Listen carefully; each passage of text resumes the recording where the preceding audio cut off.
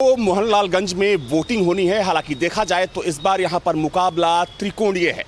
तीनों ही पार्टियां दम भर रही हैं, लेकिन लोगों की पसंद कौन है, इसके लिए सीधे लोगों के पास चलते हैं। इस वक्त मैं मोहनलालगंज तहसील में हूं। सर, नाम बता दीजिए अपना। जी, मैं MK मिश्रा एडवोकेट बोल रहा हूँ जी। 34 लोकसभा क्षेत्र मोहनलालगंज से हूँ और मैं यहाँ का वोटर भी हूँ जी। ऐसा है कि हम लोग यहाँ प्रत्याशी को ना देके हम लोग जो है मोदी योगी जी को दे रहे हैं वोट। अच्छा। हाँ जी, क्योंकि ऐसा है हमारे यहाँ कौशल जी जो है अब की तीसरी बार प्रत्याशी बने हुए हैं और ये भी मालूम हो रहा है कि आने वाले कल में पूर्ण बहुमत से जो है अब की 400 पार जो है हो सकता है मोदी जी जो है लेके आएंगे। सपा और बसपा के प्रत्याशी भी काफी मजबूत यहाँ से दिख रहे हैं। जी, सपा प्रत्याशी और ये मजबूत तो हैं, लेकिन ऐसा हुआ RK चौधरी जो है हमारे यहाँ पूर्व में विधायक जो है इलेक्शन लड़ चुके हैं और ये कई पार्टियों से इन्होंने इलेक्शन लड़े, इसलिए मैं जो है इनको लाइक नहीं कर रहा हूँ RK चौधरी जी को। मिश्रा जी का कहना है कि मोदी योगी के चेहरे पर ये वोट करेंगे। कुछ महिलाएं भी हैं इस वक्त मेरे साथ। मैम, क्या नाम है आपका? मंजू चौरसिया। मंजू जी, चुनाव होना है 20 मई को, तो मोहनलालगंज में महिलाओं की पसंद कौन है, कौन सा प्रत्याशी और कौन सी पार्टी? बीजेपी को ही लोग पसंद कर रहे हैं और काफ़ी जैसे महिलाओं को आवास मिले हैं, बच्चों को भी जो है समुचित व्यवस्था, शिक्षा की यहाँ ठीक ठाक व्यवस्था है, तो महिलाएं भी प्रधानमंत्री जी को ही पसंद कर रही हैं, इसलिए वोट तो बीजेपी को ही जानी है यहाँ से भी। मतलब देखिए, इस वक्त मैं मोहनलालगंज तहसील में हूँ। हालांकि चलेंगे यहाँ के जो ग्रामीण इलाके हैं, क्योंकि मोहनलालगंज लोकसभा क्षेत्र में जो अधिकतर इलाके हैं वो ग्रामीण है, तो अलग अलग गाँव में चलेंगे और ग्रामीण इलाकों में वहाँ के लोगों से जानने और समझने की कोशिश करेंगे कि इस बार मोहनलालगंज के लोगों का मूड क्या है। तो इस बार मोहनलालगंज में बाजी कौन मारने वाला है, ये जानने और समझने के लिए इस वक्त मैं मोहनलालगंज तहसील में हूं। हालांकि आज छुट्टी का दिन है, लेकिन फिर भी तमाम लोग यहां पर इस वक्त मेरे साथ मौजूद हैं। सीधे उन्हीं से जानने की कोशिश करते हैं कि आखिर इस बार मोहनलालगंज की चॉइस कौन है। 20 मई को चुनाव होने जा रहा है और देखा जाए तो इस बार मुकाबला कहा जा रहा है कि काफ़ी टक्कर का है, कांटे की लड़ाई यहाँ पर देखी जा रही है। आप लोगों को क्या लगता है कि क्या होने वाला है इस बार मोहनलालगंज में? कांटे की टक्कर तो है ही है, त्रिकोणीय संघर्ष होने की संभावना है। मजबूत कौन दिख रहा है आपको यहाँ पर? मजबूत तो टक्कर दोनों में ज़्यादा दिख रहा है, अभी बिल्कुल स्पष्टीकरण नहीं दिया जा सकता है। अच्छा, मतलब किसमें? अब RK चौधरी, वर्तमान सांसद कौशल किशोर देखा जाए तो 2014 से लगातार इस क्षेत्र के सांसद चुने आते रहे हैं और लोग उनको चुनते रहे हैं, लेकिन इस बार आपको क्या लगता है कि कौशल किशोर का जलवा कायम रहेगा या फिर समीकरण बदला है यहाँ? देखिए, अगर पब्लिक ने मोदी के ऊपर जाती है तो कौशल किशोर बरकरार रहेंगे। अगर प्रत्याशी तौर पर देखती है तो RK चौधरी बाजी मारेंगे। तो आपके कहने का मतलब यह है कि प्रत्याशी के तौर पर RK चौधरी को लोग पसंद कर रहे हैं, ज़्यादा पसंद करते हैं। इसके पीछे कोई वजह? क्योंकि वो हर वक्त तैयार रहता, आने जाने मिलनसार है। लेकिन आपको क्या लगता है कि यहाँ के लोग प्रत्याशी के नाम पर वोट देंगे या फिर पार्टी को देखेंगे? देखिए, 5 साल तो मोदी जी के नाम पे दिया और मोदी जी ने इनको मंत्री भी बनाया, शहरी मंत्री भी बनाया, फिर भी उन्होंने काम नहीं किया, इसलिए जो है पब्लिक कुछ जरूर है। देखा जाए तो मोहनलालगंज वो लोकसभा सीट है, कहा जाता है कि चूंकि यहाँ जो दलित वोट बैंक है सबसे ज़्यादा है और कहीं ना कहीं दलित जो वोट होता है वो प्रभावी भूमिका में होता है, तो आपको लगता है कि कास्ट का जो फैक्टर है वो भी काम कर रहा है यहाँ पर? देखिए, RK चौधरी पहले से BS4 अपना बना रखे थे, उनका BS4 में पार्टी समाज का काफ़ी योगदान रहा और इस बार उनको सपा से गठबंधन मिला है और प्लस कांग्रेस भी है और सरोजनी नगर में इधर बबलू ने कांग्रेस में बहुत ज़्यादा मेहनत कर रखी है, इसलिए मुझे लगता है कि टक्कर बहुत बार टफ है। मतलब टफ, काफ़ी कांटे की लड़ाई है यहाँ पर। देखिए, ये तहसील में इस वक्त मैं मौजूद हूँ, चूँकि यहाँ पर जिन लोगों से बातचीत मेरी हुई उनका साफ तौर पर मानना है कि इस बार मोहनलालगंज सीट पर कांटे की टक्कर देखने को मिल रही है। हालांकि चलते हैं कुछ और इलाकों में और वहाँ के लोगों से जानने और समझने की कोशिश करते हैं कि इस बार मोहनलालगंज के लोगों की पसंद कौन है। 2014 से ही मोहनलालगंज सीट पर बीजेपी का कब्जा है हालांकि इस बार यहाँ पर मुकाबला त्रिकोणीय है और बेहद दिलचस्प नजर आ रहा है।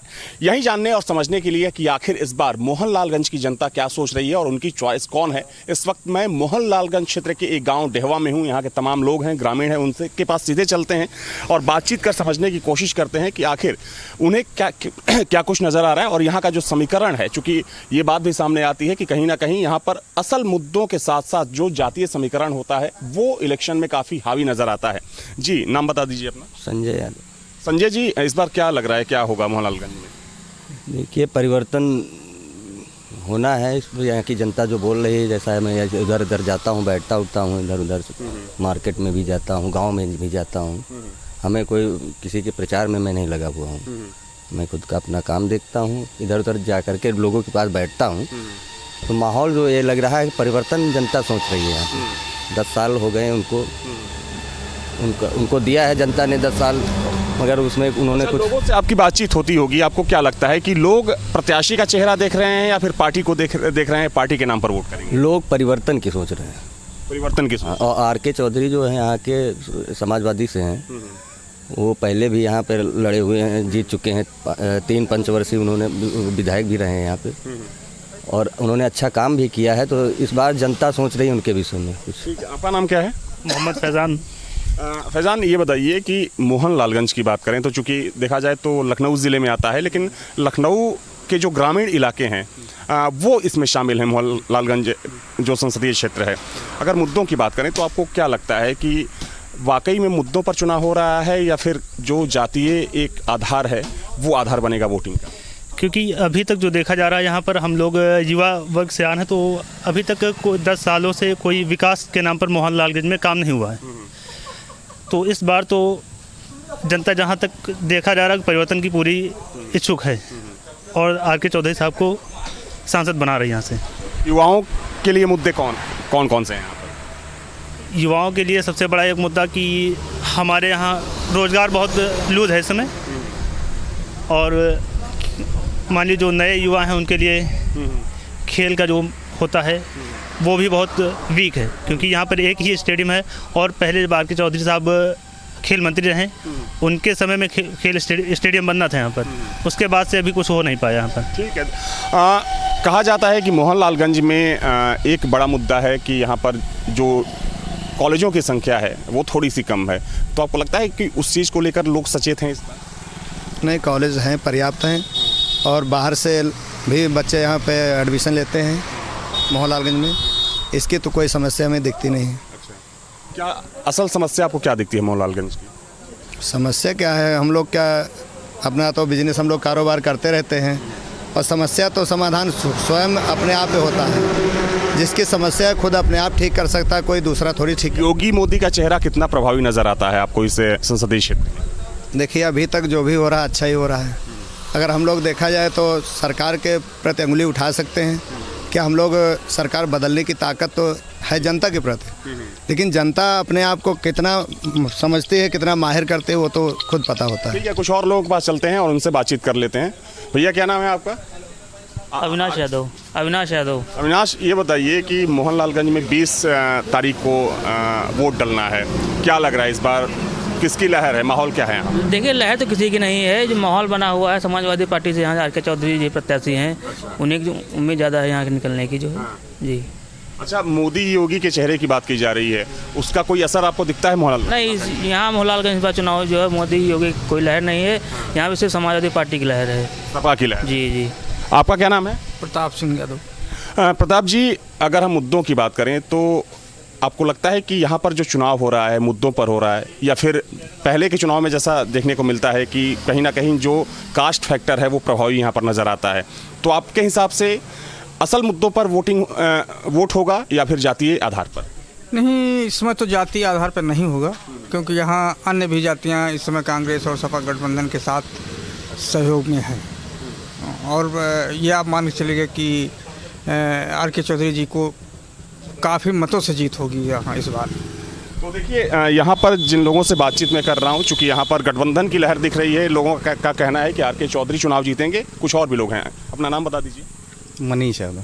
मनीष जी, क्या लग रहा है इस बार मोहनलालगंज में समीकरण वही पुराना रहने वाला है वही चीज़ें रिपीट होंगी या फिर कुछ बदलाव आपको नज़र आ रहा है?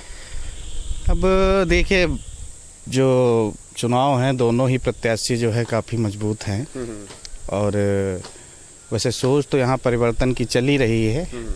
अब चुनाव जब 25 को हो जाएगा उसके बाद ही कुछ रिजल्ट निकल सकता है, क्योंकि बीजेपी और सपा दोनों के ही कार्यकर्ता यहाँ पे काफ़ी मजबूती से जो है अपना दम लड़ा रहे हैं, उधर कौशल किशोर को भी और इधर आर.के. चौधरी को भी। कौशल किशोर 2 बार से सांसद हैं, मोदी सरकार में मंत्री हैं। आपको लगता है कि पिछले 5 साल की बात करें या 10 साल की बात करें तो वो सारी चीज़ें यहाँ पर हुई हैं जो होनी चाहिए? नहीं, वो तो नहीं हो पाया है, क्योंकि उनका आवागमन भी यहाँ पर बहुत कम ही रहा है, कम क्या ना के बराबर ही रहा है। लेकिन कौशल किशोर तो बोलते हैं कि मैं 24 घंटे जनता के लिए अवेलेबल होता हूँ। अब बोलने को तो है, लेकिन अब क्या कह सकते भाई, जो यहाँ पे दिख रहा है वही जो है बोला जाएगा। यहाँ पे आप किसी भी मतलब उससे पूछ लीजिए तो उनका आवागमन वैसे भी यहाँ पे कम ही रहा है। जो भी कि अपर हैंड किसका है यहाँ पर? अपर हैंड किसका है? अपर हैंड इस मोहनलालगंज में तो आर.के. चौधरी का पल्ला है। ठीक है, तो देखिए यहाँ पर ये डेहवा गांव है। यहाँ पर लोगों से बातचीत करने की मैंने कोशिश की, समझने की कोशिश की आखिर उनकी पसंद कौन है, किसकी लहर है। अब आपको लेकर चलेंगे मोहनलालगंज क्षेत्र के किसी और इलाके में और वहाँ पर जाकर वहाँ के लोगों से राय लेने की कोशिश करते हैं। न्यूज़ स्टेट की खास पेशकश 24 की चॉइस में आज हम जानने की कोशिश कर रहे हैं कि मोहनलालगंज के लोगों का इस बार मूड क्या है, क्योंकि देखा जाए तो 2014 से इस सीट पर बीजेपी का कब्जा है। मोदी सरकार में मंत्री कौशल किशोर यहाँ से सांसद हैं, लेकिन इस बार मुकाबला बेहद कड़ा यहाँ पर देखने को मिल रहा है। क्या नाम है आपका? अभिषेक शुक्ला। अभिषेक जी, इस बार क्या लग रहा है, क्या होगा मोहनलालगंज में? बदलाव होगा या फिर वही कौशल ही रहेंगे, बीजेपी ही सरकार रहेगी, क्योंकि हम लोग वोट देते हैं मोदी के नाम पे। हमें कैंडिडेट से नहीं मतलब है कौन है, हमें वोट देना है मोदी के नाम पे। मोदी काम करेगा, मोदी ही मोदी, और कोई नहीं यहाँ पे। मतलब आपके कहने का मतलब ये है कि प्रत्याशी का चेहरा लोग नहीं देखेंगे? प्रत्याशी का चेहरा कोई नहीं देख रहा है, सिर्फ मोदी के नाम पे वोट जाएगी, मोदी के नाम पे काम हो रहा है। प्रत्याशी काम नहीं कराने आ रहा है, मोदी ही काम करा रहे हैं, उनके पदाधिकारी काम करा रहे हैं। हमारे यहाँ से सत्यम पांडे जी अब की बार चेयरमैन प्रतिनिधि हैं, जो कि अभी सिर्फ 8 महीने चुनाव के हुए हैं। कोई भी ऐसा नेता नहीं होगा कि 1 साल में वो 200 रोडें नहीं क्रॉस कर पाते। 8 महीने के अंदर अंदर हमारी नगर पंचायत में 200 रोडें कंप्लीट हो चुकी हैं। आप किसी भी नगर पंचायत चले जाइए। हम डेहवा ग्राम सभा से हैं, डेहवा ग्राम सभा में लगभग ही छोटी मोटी कोई रोड बची हो, नहीं सभी कंप्लीट हो चुकी हैं। लेकिन अभी मैं डेहवा से ही आ रहा हूँ, वहाँ पर भी कुछ ग्रामीणों से बातचीत हुई मेरी। नहीं, काम को लेकर नहीं, मतलब चुनाव को लेकर बातचीत हुई, तो वहाँ पर कुछ लोगों ने आर.के. चौधरी का भी जिक्र किया। उनका आर.के. चौधरी जो गढ़ है, यादवगढ़ है, जो सिर्फ उसमें चाहे जाति का कर लो या किसी चीज़ का कर लो, जो बहुत पहले से एक चुभा हुआ है कि वही लोग हैं जो आर.के. चौधरी का विरोध करते थे। अगली बार आर.के. चौधरी बीजेपी का सपोर्ट लेकर के लड़े थे, वही लोग आर.के. चौधरी का विरोध करते थे। आज वही लोग आर.के. चौधरी का सपोर्ट कर रहे हैं। ठीक है, चलिए कुछ और भी लोग हैं। अगर हम मुद्दों की बात करें तो आपको क्या लगता है कि मोहनलालगंज में इस बार क्या असल मुद्दों पर वोट हो रहा है, वोट होगा, या फिर जो यहाँ का एक जातीय समीकरण है, कास्ट फैक्टर है, वो ही प्रभावी यहाँ पर आपको दिख रहा है? मोदी के नाम पे वोट होगा। अच्छा जी, प्रत्याशी किनारे? प्रत्याशी तो यहाँ दिखते ही नहीं है। चाहे कौशल किशोर जी हों, चाहे सांसद जी हों, चाहे विधायक जी हों, कोई नहीं दिखता है। न तो कांग्रेस और न तो सपा। आपका नाम क्या है? शिवशंकर। शिवशंकर जी, क्या लग रहा है इस बार मोहनलालगंज में क्या होने वाला है चुनाव में? बदलाव नहीं होगा, यही वही जो है सांसद यही रहेंगे, कौशल। अच्छा, काम किए हैं पिछले 10 सालों में, चूँकि 10 साल हो गए इनको सांसद बने हुए। या क्यों नहीं, कुछ तो हुआ है, काम हुआ है, होगा काम आगे। अच्छा, एक चीज़ मैं आपसे जानना चाहूँगा कि अगर हम को भी देते हैं तो कोई विश्वास नहीं करेगा, अगर दूसरी पार्टी को भी देते हैं कोई विश्वास नहीं करेगा। ये है सबसे बड़ी आबादी, अगर मोहनलालगंज क्षेत्र की बात करें तो दलित वोटर्स की तकरीबन 30 से 35% हैं। अक्सर देखा जाता है, अगर इससे पहले के चुनाव की बात करें, चाहे लोकसभा का चुनाव हो या विधानसभा का चुनाव हो, कि जो यहाँ पर असल मुद्दे होते हैं चुनाव के समय तक तो बातें चलती हैं, लेकिन मुद्दे पीछे छूट जाते हैं, जाति हावी नजर आती है। तो क्या कुछ वैसा ही समीकरण इस बार भी आपको दिख रहा है यहाँ पर? वैसा नहीं है, थोड़ा विकास भी हो रहा है, लोगों को अनाज समय से मिल रहा है, और भी जो चीज़ है होता है। जैसे कौशल किशोर जी हैं, कोई उनके पास जाता है कि हाँ हमारे घर में कोई बीमार है, हमको इलाज के लिए पैसा पास कराना है, तो वो ही नहीं देखते कि दिन हो या रात हो, जब भी मिल गए तो तुरंत है जो पैसा कर देते हैं। हमने भी करवाया है, तो काम बढ़िया है। सरकार तो भी बीजेपी की बनेगी। तो आपको लगता है कि जो सरकारी योजनाएं हैं उसका लाभ मिल रहा है? लाभ मिलता है, पूरा लाभ मिलता है, पूरा मिलता है, सबको मिलता है। ऐसा नहीं कोई जातिवाद देख के मिलता है, चाहे जिस जात का हो, चाहे जिस धर्म का हो। जो सरकार की आती है स्कीमें सबको मिलती हैं, मिलती हैं। विकास का मुद्दा है, सरकार विकास का नारा दे रही है, विपक्ष बेरोजगारी महंगाई की बात कर रहा है, लेकिन इन सबके बीच में राम मंदिर का मुद्दा भी नजर आ रहा है। आपको लगता है कि राम मंदिर निर्माण का जो मुद्दा है वो भी इस चुनाव में प्रभावी है? नहीं, वो प्रभावी क्यों नहीं है? अब इतने सालों से लोग इंतजार कर रहे थे राम मंदिर का। 500 साल बाद अगर राम मंदिर बना है तो मुद्दा क्यों नहीं होगा? इसके पहले तो कभी लोग यही कहते थे मंदिर वहीं बनाएंगे, तारीख नहीं बताएंगे। आज तारीख भी आ गई और मंदिर भी बन गया, तो मंदिर मुद्दा तो होना चाहिए। लेकिन सपा तो बोल रही है कि मंदिर का नक्शा ही खराब है। अरे तो सपा को वो पहले भी कह रहे थे कि मंदिर नहीं बनेगा, वहाँ मस्जिद अस्पताल बना दिया जाए, ये कर दिया जाए। जो मंदिर था जहाँ मंदिर बना, लेकिन अब ये कहने वाली बात है कि हाँ नक्शा खराब है। कितने बड़े वो नक्शा बनाने वाले हैं वो वही जान सकते हैं। आपको क्या लग रहा है कि मोहनलालगंज में बदलाव इस बार होगा या फिर जो पुराना समीकरण है वहीं आपको नजर आ रहा है? नहीं, बदलाव नहीं होगा, रिपीट होगा फिर से कौशल किशोर। अच्छा जी, इसके पीछे कोई वजह जो आप देख पा रहे हैं? देखिए, काम मोदी सरकार जो कर रही है बढ़िया कर रही है, और करती भी आ रही है और करेगी आगे। लोगों का काम है, विपक्ष का काम है लोग उनके ऊपर उंगली उठाना, पर ऐसा नहीं है। विकास हो रहा है और होगा आगे चल के। तो देखिए, इस वक्त मैं मोहनलालगंज कस्बे में हूँ और भी कुछ लोग हैं मेरे साथ। क्या नाम है आपका? हमारा गौरीशंकर नाम है। गौरीशंकर जी, मोहनलालगंज में 20 तारीख को वोट डलना है, क्या लग रहा है इस बार किसका पलड़ा भारी है, किसकी लहर है? बीजेपी की है। बीजेपी जो है, देखो बीजा पर सब्सिडी है और सारे जो हैं किसान को पीएम किसान भी मिलता है, और जो है बीजा में 50% छूट है, और ट्रैक्टर खेती के यंत्र हैं उस पर 50% छूट है, मोदी जी ने कर रहे हैं। तो ये सरकार में कभी कोई किसान को नहीं देखा है, ये सरकार में किसान को बहुत मान सम्मान दे रहे हैं। ग्रामीण इलाका है, खेती किसानी प्रमुख पेशा है लोगों का, तो लगता है कि गांव गरीब किसानों के लिए यहाँ पर काम हुआ है? हाँ, काम हुआ है।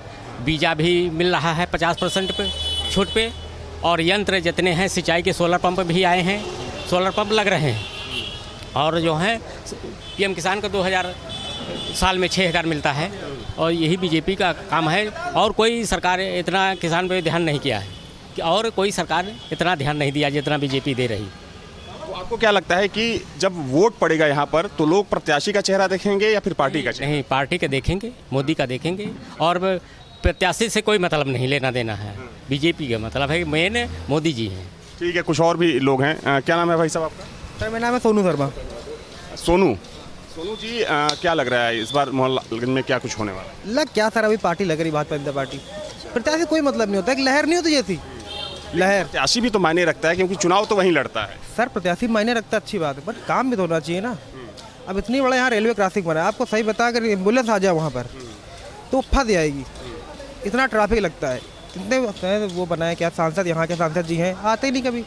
अच्छा, कोई मतलब नहीं उनसे। कौशल किशोर की बात? हाँ, कोई वो नहीं, कोई नहीं, मतलब काम भी कोई प्रत्याशी बनाता है आदमी तो कोई वो तो होता ना, कोई चीज़ का उनको होता है कि कुछ। प्रत्याशी से आपको नाराजगी है, लेकिन आप बोल रहे हैं कि हम पार्टी का चाहिए। हाँ, पार्टी के भाई, पार्टी तो बहुत फायदे हैं। जैसे में अगर कुछ गिना सकें? बहुत है, 370 हट गया, राम मंदिर बन गया, 70 साल सरकार और थी, उन्होंने कुछ करा? ये भी तो है। कितने दंगे होते थे, ये भी नहीं हो रहे अब, बाकी फोटो वगैरह सभी जो होते हैं। ठीक है, आपका क्या नाम है भैया? पंकज गुप्ता। पंकज जी, कहाँ यहीं के रहने वाले हैं आप? वोटर भी यहीं के हैं? तो इस बार किसकी लहर है, क्या लग रहा है कि कौन बाजी मारेगा मोहनलालगंज में? मोहनलालगंज में बस वही बीजेपी, भाजपा। क्या बात है, प्रत्याशी का कोई नाम नहीं ले रहा है? नहीं, भाजपा बस 400 पार, मोदी सरकार।